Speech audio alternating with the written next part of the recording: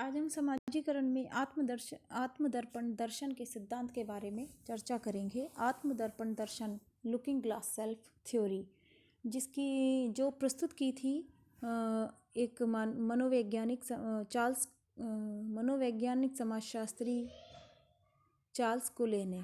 ये अमेरिकी समाजशास्त्री थे। इन्होंने अपनी कृति human nature and social order में व्यक्ति के समाजीकरण व स्वयं के विकास के बारे में आत्मदर्पण सिद्धांत प्रस्तुत किया था। आत्मदर्पण दर्शन मतलब लुकिंग ग्लास सेल्फ थ्योरी।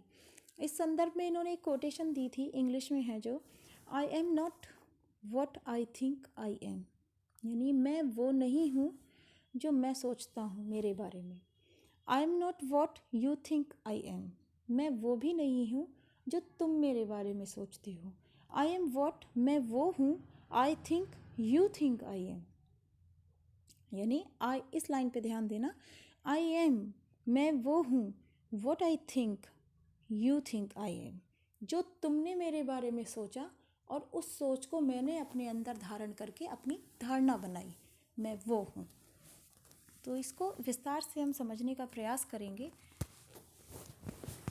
अमेरिकी समाजशास्त्री चार्ल्स कुले ने कहा, व्यक्ति के समाजीकरण व स्वयं के विकास आत्मदर्पण दर्शन सिद्धांत के माध्यम से इन्होंने बताया कि जन्म के समय बच्चा एक जैविकीय इकाई होता है, जिसे समाज, समूह, संगठन, संस्था, इससे कोई मतलब नहीं होता। उसे हम जिस रूप में ढाल सकते हैं, या तो उसे आपराधिक चरित्र का व्यक्ति बना सकते हैं, या फिर हम उसे सुसभ्य संस्कृत सामान्य नागरिक बना सकते हैं, या हम उसे भारतीय नागरिक बना सकते हैं, या फिर इंग्लैंड या अमेरिकी नागरिक बना सकते हैं। उसे हम हिंदी भाषा सिखा सकते हैं, या फिर हम उसे इंग्लिश या डच लैंग्वेज सिखा सकते हैं, पुर्तगाली बना सकते हैं। कहने का मतलब यह है कि जन्म के समय एक बच्चा जैविकीय इकाई होता है। वह अपनी आवश्यकताओं को मौखिक हाव भाव के माध्यम से अभिव्यक्त करता है, यानी उसे केवल इतना ही पता होता है कि आवश्यकताएं क्या होती हैं पैदा होते बच्चे की, कि भूख लगना, गीलापन महसूस होना, या बार बार टॉयलेट जाता है बच्चा तो उसे बस वही पता होता है कि मैं गीला हो गया हूँ, बहुत परेशानी होती है उसके लिए, वही सबसे बड़ी समस्या होती है उस समय, क्योंकि उसके हाथ पैर काम नहीं करते हैं, वो अपने आप में कुछ नहीं कर सकता, वो असहाय बच्चा होता है और अपनी जितनी भी आवश्यकताओं होती हैं उसकी, वो रोने के माध्यम से व्यक्त करता है। अगर उसे अच्छा नहीं लगता कोई बात तो वो रोता है। हंसना भी नहीं आता उसे, हंसना वो बाद में सीखता है। उसी आधार पर उसी के साथ इस विकास के दौरान वह प्रथमतः किसके संपर्क में आता है? अपने परिवार के संपर्क में आता है, और उसके बाद वो समाज के संपर्क में आता है। उसके स्वयं के विकास में समाज का महत्वपूर्ण योगदान होता है।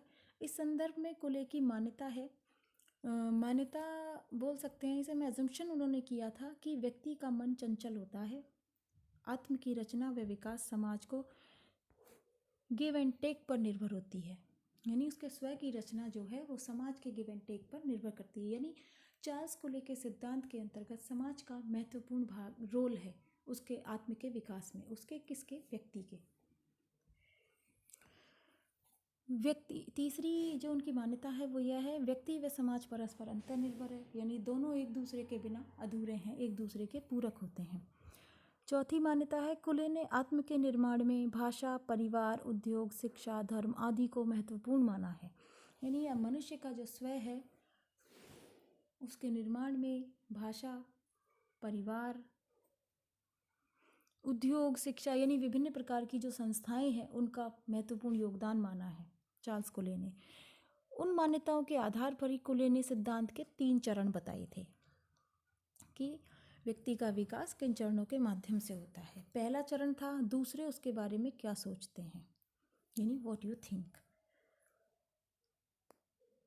दूसरी मान्यता है समाज के, यानी दूसरों के निर्णय के आधार पर व्यक्ति अपने बारे में क्या सोचता है।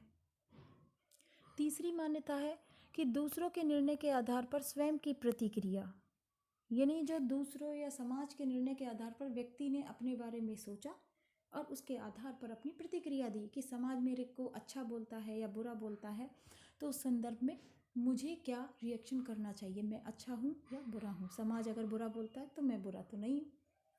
कहने का मतलब ये है कि व्यक्ति का विकास जो है स्व और समाज के परस्पर अंतःक्रिया के माध्यम से होता है। अतः प्रत्येक व्यक्ति समाज रूपी दर्पण में अपनी छवि देखता है, यानी समाज उसके लिए शीशे का काम करता है। एक मिरर होता है, मिरर में हम अपनी इमेज देखते हैं और इमेज देख के हम क्या सोचते हैं अपने बारे में, या तो हम अच्छे लग रहे हैं या हम बुरे लग रहे हैं। उसी आधार पर फिर हम अपनी धारणा बनाते हैं कि हम ठीक लग रहे हैं। तो उसी आधार पर समाज यहाँ दर्पण का काम करता है और व्यक्ति समाज रूपी दर्पण में अपनी छवि देखता है, फिर अपने बारे में निर्णय लेता है। इस आधार पर वह अपने बारे में निर्णय लेता है। समाज में रहकर ही व्यक्ति अपने मूल्य, विश्वास, व्यवहार का आकलन करता है, अर्थात अपने स्वयं का निर्धारण करता है। व्यक्ति व समाज परस्पर पूरक होते हैं। कुले का आत्मदर्पण सिद्धांत सामान्यतः सामाजिक अंतःक्रिया की उपज होता है। जैसे इसका एक उदाहरण है, हमारे समाज में जो गोरे लोग होते हैं उन्हें स्पेशल अपीयरेंस दी जाती है, थोड़ा महत्व दिया जाता है कि गोरे लोग सुंदर माने जाते हैं और श्रेष्ठ भी माने जाते हैं। और जबकि जो श्याम वर्ण के या थोड़े सांवले, खास तौर पर लड़कियों में जो काली या फिर सांवली लड़कियां होती हैं उन्हें थोड़ा सा हीन माना जाता है, बजाय उनके जिनका रंग साफ होता है।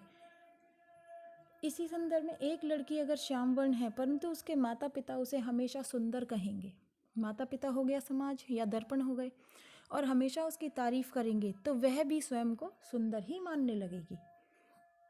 इसके विपरीत यदि कोई लड़की सुंदर है फिर भी उसके माता पिता उसे कोई तारीफ ना करें, उसे नॉर्मल व्यवहार करते हैं और समाज भी उसे अगर सुंदर ना माने तो वह स्वयं को सुंदर नहीं मानेगी। अतः व्यक्ति के श्रेष्ठ व हीनता का आभास होता है उसे समाज रूपी दर्पण में होता है, और यही समाजीकरण का सिद्धांत है।